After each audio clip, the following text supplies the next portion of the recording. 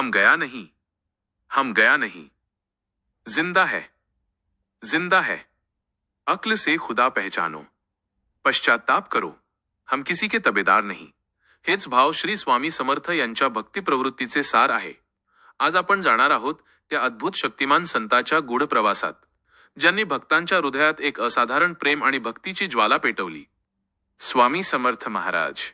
का आज अभिनेते, व्यापारी, मोठ्या पदावरचे लोक आणि सामान्य माणसे सर्वजण त्यांच्या भक्तीत रंगून जातात? का त्यांच्या कृपेचा जादूपूर्ण अनुभव प्रत्येकाला मंत्रमुग्ध करतो? या व्हिडिओमध्ये आपण अनुभवणार आहोत स्वामी समर्थांचा जन्म, अक्कलकोटमध्ये प्रवेश, त्यांच्या दिव्य लीला आणि समाधीपर्यंतचा प्रवास, जिथे प्रत्येक घटना उलगडते एक रहस्यमय कथा, भक्तीचा जादू आणि आध्यात्मिकतेची अद्भुत चमक. आज जे स्वामी समर्थ महाराजांचे भक्त नाहीत, ते देखील या प्रवासात सहभागी होऊन त्यांच्या दिव्य तेजाने भारावून जातील. त्यामुळे हा व्हिडिओ कुठेही स्किप न करता शेवटपर्यंत बघा, कारण प्रत्येक क्षण आपल्याला घेऊन जाणार आहे एका गूढ, मंत्रमुग्ध करणाऱ्या आध्यात्मिक प्रवासावर. श्री स्वामी समर्थ हे श्री दत्ताच्या परंपरेतील एक महत्त्वाचे अवतार मानले जातात. पुराण आणि वेदांच्या काळात श्री दत्त एक महत्त्वपूर्ण विभूती ठरले. अत्रि ऋषी आणि अनुजसूई यांच्या पुत्र म्हणून इतिहासात त्यांचा उल्लेख आहे. श्री स्वामी समर्थ हे पहिल्या सत्पुरुषांपैकी एक आहेत. श्री स्वामी समर्थ. नमस्कार मित्रांनो, स्वामी भक्ती एक आध्यात्मिक प्रवास या आपल्या चॅनल व पुन्हा एकदा तुम्हा सर्वांचं मनापासून स्वागत आहे. व्हिडिओ हा खूप महत्त्वपूर्ण होणार आहे, त्यामुळे व्हिडिओ हा शेवटपर्यंत नक्की पहा. इसवी सन 18 आणि 19व्या शतकात महाराष्ट्रातील अक्कलकोट येथे दत्त संप्रदायात थोर संत होऊन गेले. स्वामींना महाराष्ट्र, कर्नाटक आणि आंध्र प्रदेशात गाणगापूरचे स्वामी नृसिंह सरस्वती म्हणून ओळखले जाते, तर काही ठिकाणी त्यांना चंचल भारती आणि दिगंबर स्वामी म्हणून ओळखले जाते. श्रीपाद वल्लभ व नरहसिंह सरस्वती यांच्यानंतर श्री दत्तात्रेय हे तिसरे पूर्णावतार आहे, अशी आख्यायिका आहे. गाणगापूरतील श्री नरहसिंह सरस्वती हेच श्री शैलम जवळ कर्दळी वनात स्वामी समर्थांच्या रूपात प्रकट झाले आणि स्वामी समर्थांच्या मुखामधून निघालेले उद्गार नृसिंह सरस्वती अवतार असल्याचे समजते. तो दिवस चैत्र शुद्ध द्वितीया शके 1778 होता. श्री नरहसिंह सरस्वती यांनी गाणगापूर पादुकाची स्थापना केल्यानंतर आंध्र प्रदेशातील श्री शैलम क्षेत्राजवळ कर्दळीवन अदृश्य झाले. 300 व कठोर तपचर्या करत असताना मुंग्यांनी त्यांच्यावर वारुळ केले. एके दिवशी लाकूड तोड्या त्या वनात लाकूड तोडत असताना त्याच्या हातून कुऱ्हाड वारुळावर पडली. त्याच क्षणी त्यातून रक्ताची धार उडाली. त्याच क्षणात दिव्य तेज पूजातून त्या लाकूड तोड्यासमोर एक अजानुबाह तेजस्वी मूर्ती प्रकट होते. आपल्या हातून एक महापुरुष जखमी झाल्याचे समजल्यावर त्याला दुःख व भय वाटू लागले. तेव्हा श्री स्वामी समर्थ महाराज त्याला अभय देत म्हणाले, बाळा, तू मात्र निमित्त आहेस, माझा तपश्चर्या करण्याचा काळ हाच संपला आहे. असं म्हणत त्यांनी त्या लाकूड तोड्याला अभय व आशीर्वाद देऊन गंगातीरी प्रयाण केले. श्री स्वामी समर्थांनी भारतभर भ्रमण केले.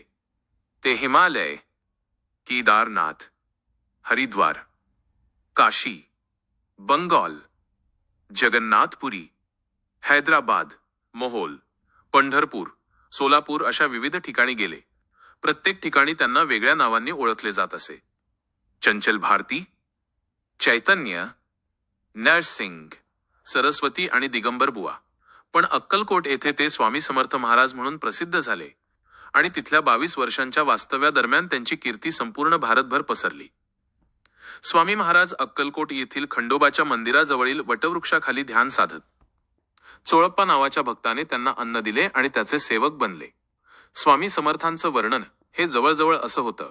उंची अंदाजे 7.5 फूट, पोट गोल, खांदे रुंद, डोळे तीक्ष्ण, भुवया पांढऱ्या, त्वचा मऊ आणि कोमल, पावले मऊ, परंतु प्रत्येक पावलात ब्रह्मांडाचा स्पर्श, हास्य करताना पूर्ण पोट हलवून हसणे. स्वामी महाराज साधारणतः मराठी किंवा हिंदी बोलायचे.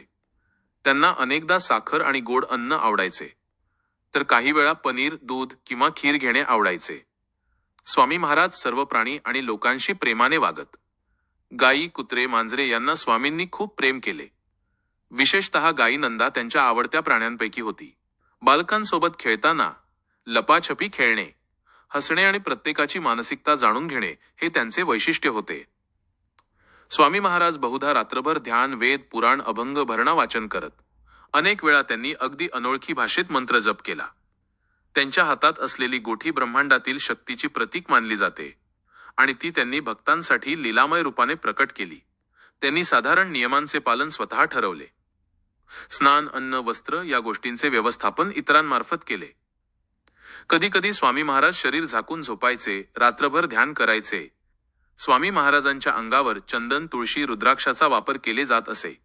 त्यांनी वन, स्मशानभूमी किंवा भव्य मठ यात ध्यान केले. स्वामी समर्थ महाराज भक्तांना आणि प्राण्यांना समर्पित होते. अनेक वेळा त्यांनी अन्न देणे, प्राण्यांची सेवा, भक्तांचे मार्गदर्शन, विश्वातील सर्व प्राणी आणि जीवांना सुख देणे हे सर्व कार्य केले. श्री स्वामी समर्थांनी अनेक शिष्यांना मार्गदर्शन केले, ज्यांनी स्वामी समर्थांचा परंपरागत ध्वज उभारला. श्री लक्ष्मण कोळी आनंद भारती हे ठाण्याचे राहणारे, श्री रामानंद बिडकर पुणे राहणारे, श्री नारसिंग सरस्वती आलंदी, श्री वामन बुवा वांगरेकर बडोदरा, तर श्री चोलप्पा महाराज अक्कलकोट आणि अनेक या शिष्यांद्वारे स्वामी समर्थांच्या मठांची स्थापना, सेवा केंद्र आणि मंदिरांची उभारणी झाली. श्री स्वामी समर्थ महाराजांची समाधी 30 एप्रिल 1878 रोजी अक्कलकोट येथे झाली. त्या दिवशी सकाळपासून अजीब लक्षणे दिसली. महाराजांनी प्राण्यांना आशीर्वाद देत आणि स्वतःच्या भक्तांसमवेत महालात बसून समाधी घेतली. आज अक्कलकोटातील बटवृक्ष देवस्थान हे प्रसिद्ध स्थळ आहे, जिथे स्वामींची समाधी आहे आणि हजारो भक्त येथे दर्शनासाठी येतात आणि त्यांचे दुःख, समस्या हे सगळं दूर होतं आणि त्यांना अनुभव मिळतो तो श्री स्वामी समर्थ महाराजांच्या चमत्काराचा, लीलेचा. मित्रांनो, आजच्या व्हिडिओमध्ये आपण फक्त स्वामी समर्थ महाराजांच्या जीवन कथेचा आणि त्यांच्या अद्भुत चमत्कारांचा अनुभव घेतला. जर तुम्हाला त्यांच्याबद्दल अधिक गूढ माहिती, लीला आणि भक्तीची अद्भुत कहाणी जाणून घ्यायची असेल तर आमच्या चॅनलला नक्की सबस्क्राईब करा, हा व्हिडिओ लाईक करा आणि तुमचे अनुभव, भक्तीच्या भावना कमेंट बॉक्समध्ये शेअर करा. पुन्हा भेटूया एका नवीन व्हिडिओमध्ये, जिथे आपण श्री स्वामी समर्थ महाराजांच्या जीवनातील अद्भुत चमत्कार, लीला आणि दिव्यता जाणून घेणार आहोत. तोपर्यंत मित्रांनो, श्री स्वामी समर्थ.